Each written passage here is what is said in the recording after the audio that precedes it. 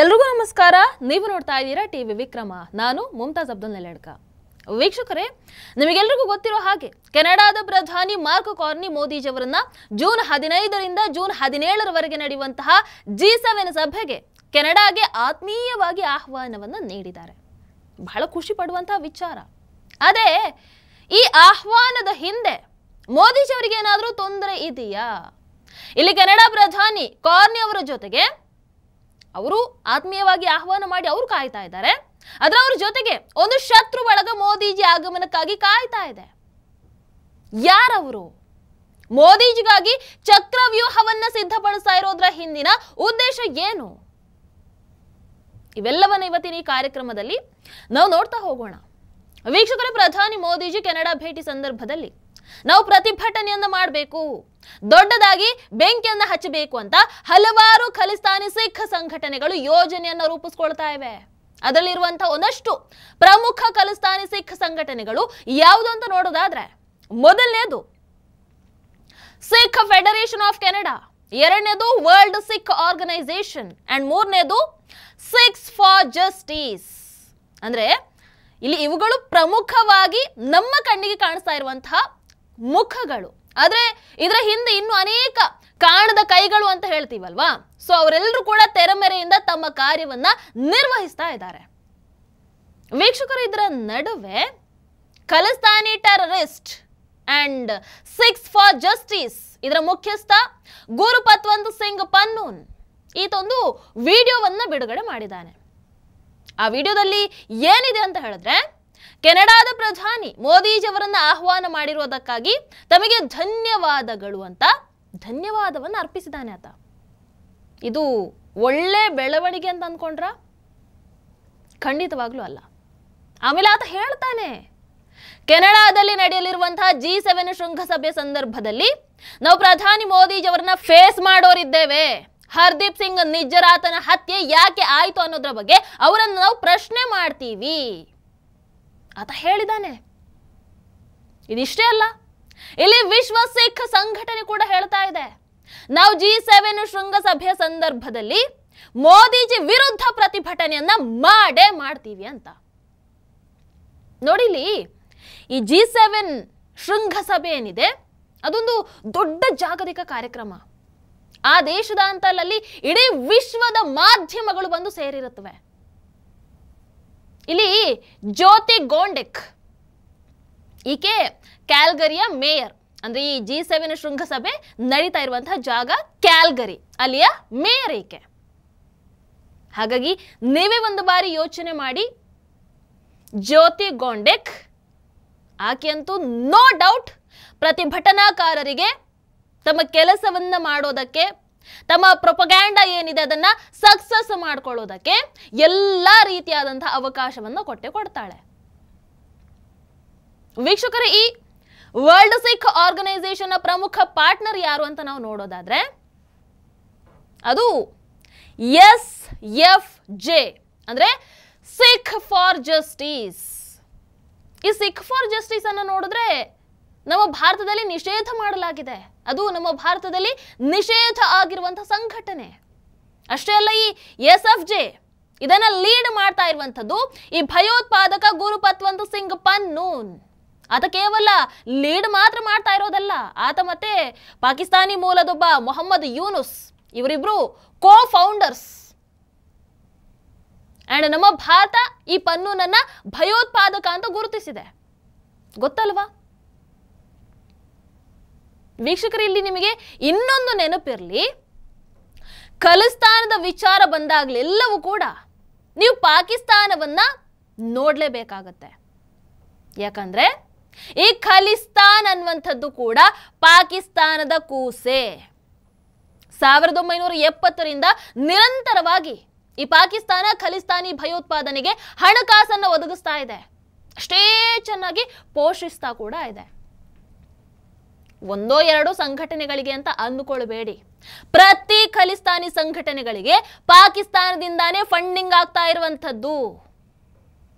ಹಾಗಾಗಿ ಇಲ್ಲಿ ನೆನಪಿರ್ಲಿ, ಗ್ಲೋಬಲ್ ಮೀಡಿಯಾಗಳು ಈ ಸಿಖ್ ಗುಂಪುಗಳು ಮೋದಿಜಿ ವಿರುದ್ಧ ಪ್ರತಿಭಟನೆಯನ್ನು ನಡೆಸೋದಕ್ಕೆ ಯೋಜನೆಯನ್ನ ಹಾಕೊಂಡಿದೆ ಅಂತ ಪ್ರಕಟಿಸಿದರೆ ಒಂದಂತೂ ಅರ್ಥ ಮಾಡ್ಕೊಂಡ್ಬಿಡಿ, ಇದು ಪಾಕಿಸ್ತಾನ ಹಿಂದೆ ನಿಂತು ಕೆಲಸವನ್ನ ಮಾಡ್ತಾ ಇರುವಂಥದ್ದು. ಪಾಕಿಸ್ತಾನ ತನ್ನ ಆಟವನ್ನ ಶುರು ಮಾಡಿದೆ ಅಂತಾನೆ ಅರ್ಥ. ಯಾಕಂದ್ರೆ ಆಪರೇಷನ್ ಸಿಂಧೂರದ ನಂತರ ಅವರಿಗೆ ಸಿಕ್ಕಿರುವಂತಹ ಒಂದು ಸುವರ್ಣ ಅವಕಾಶ ಇದು. ಒಂದು ಕಡೆ ಮೋದಿಜಿಯವರ ಉಪಸ್ಥಿತಿ, ಇನ್ನೊಂದು ಕಡೆ ತಮ್ಮದೇ ಸೇಫ್ ಝೋನ್ ಕೆನಡಾ. ಅಂಡ್ ಇಲ್ಲಿ G7 ಶೃಂಗಸಭೆ ಅವುಗಳಿಗೆ ನಿಮಿತ್ತ ಮಾತ್ರ. ಹಾಗಾಗಿ ಇಲ್ಲಿ ಪಾಕಿಸ್ತಾನ ಭಾರತದ ವಿರುದ್ಧ ತನ್ನ ಪ್ರೊಪಗ್ಯಾಂಡಾಗಳನ್ನ ಮಾಡಿ ಸಕ್ಸಸ್ ಆಗೋದಕ್ಕೆ ಇದು ಬಹಳ ಒಳ್ಳೆಯ ಅವಕಾಶ ಅಂತ ಪರಿಗಣಿಸಿದೆ. ಹಾಗಾಗಿ ಅದು ಯಾವ ಆಟವನ್ನ ಬೇಕಾದ್ರೂ ಆಡಬಹುದು.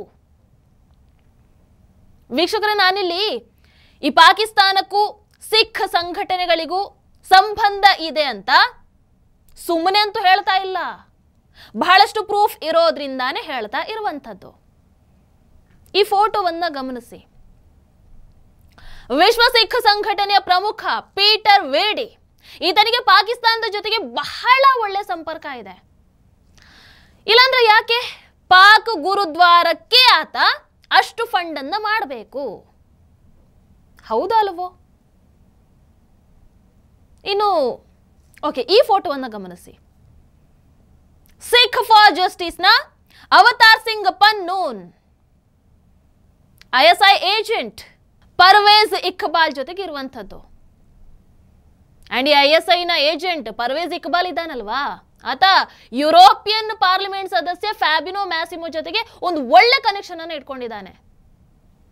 ಆ ಮ್ಯಾಸಿಮೋ ನೋಡಿದ್ರೆ ಕಾಶ್ಮೀರದ ವಿಚಾರದಲ್ಲಿ ನಮ್ಮ ಭಾರತದ ವಿರುದ್ಧ ಪ್ರಚಾರವನ್ನ ನಡೆಸ್ತಾನೆ ಇರ್ತಾನೆ. ಇದಿಷ್ಟ ಆಯ್ತಾ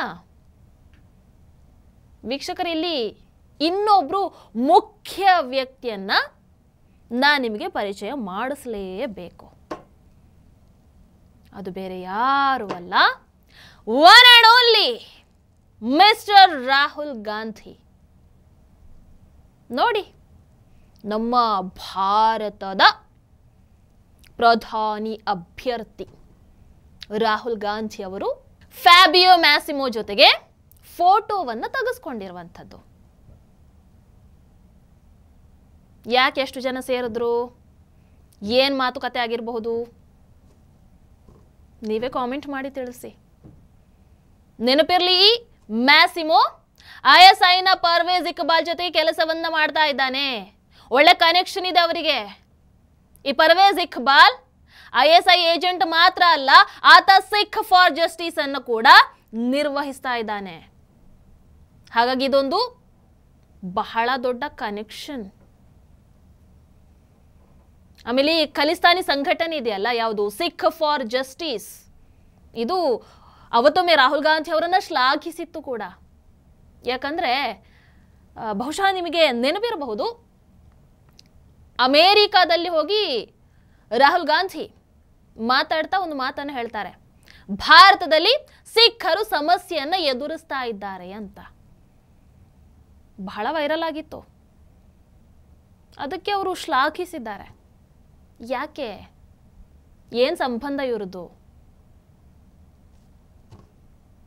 ಕನೆಕ್ಷನ್ಗಳು ಪಾಕಿಸ್ತಾನದಿಂದ ಹಿಡಿದು ಭಾರತದವರೆಗೂ ಎಷ್ಟು ಚೆನ್ನಾಗಿದೆ ನೋಡಿ ಅಲ್ವಾ?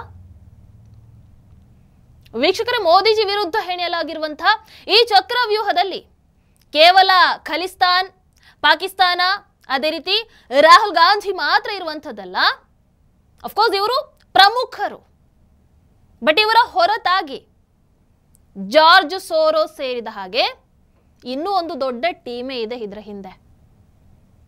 ಇವರೆಲ್ಲರ ಉದ್ದೇಶ ಒಂದೇ, ಭಾರತದ ವಿರುದ್ಧ ಸೆಮಿನಾರ್ ಅನ್ನು ನಡೆಸೋದು. ಹೆಚ್ಚಾಗಿ ರಾಹುಲ್ ಗಾಂಧಿ ಅಂಥವುಗಳಲ್ಲಿ ಪಾರ್ಟಿಸಿಪೇಟ್ ಮಾಡ್ತಾ ಇರ್ತಾರಲ್ವಾ? ಎಸ್. ಇನ್ನು ಭಾರತದ ವಿರುದ್ಧ ಕಾರ್ಯಕ್ರಮಗಳನ್ನು ನಡೆಸೋದು, ಭಾರತದ ವಿರುದ್ಧ ಪ್ರತಿಭಟನೆಗಳನ್ನು ಆಯೋಜಿಸುವಂಥದ್ದು, ಆ ಮೂಲಕ ಭಾರತವನ್ನ ಜಾಗತಿಕ ಮಟ್ಟದಲ್ಲಿ ಒಂದು ನಿರ್ಬಂಧಿತ ಪಟ್ಟಿಗೆ ಸೇರಿಸುವಂಥದ್ದು. ಅಂದ್ರೆ ಜಾಗತಿಕ ಮಟ್ಟದಲ್ಲಿ ಭಾರತದ ಮಾನ ಮರ್ಯಾದೆಯನ್ನ ಹರಾಜು ಹಾಕುವಂಥದ್ದು ಇವರೆಲ್ಲರ ಉದ್ದೇಶ. ಹಾಗಾಗಿ ಈ G7 ಶೃಂಗಸಭೆ ಏನಿದೆ, ಅದು ಇವರೆಲ್ಲರ ಪಾಲಿಗೊಂದು ಸುವರ್ಣ ಅವಕಾಶ ಅಂತ ಹೇಳಿದ್ರು ತಪ್ಪಾಗಲ್ಲ. ಹಾಗಿರುವಾಗ ಇವರು ಅದನ್ನ ಮಿಸ್ ಮಾಡ್ಕೊಳ್ತಾರೆ ಅಂತಾನ? ಹಾಗಾದ್ರೆ ಈಗ ಏನೆಲ್ಲ ಆಗಬಹುದು, ಇವ್ರು ಏನು ಮಾಡಬಹುದು?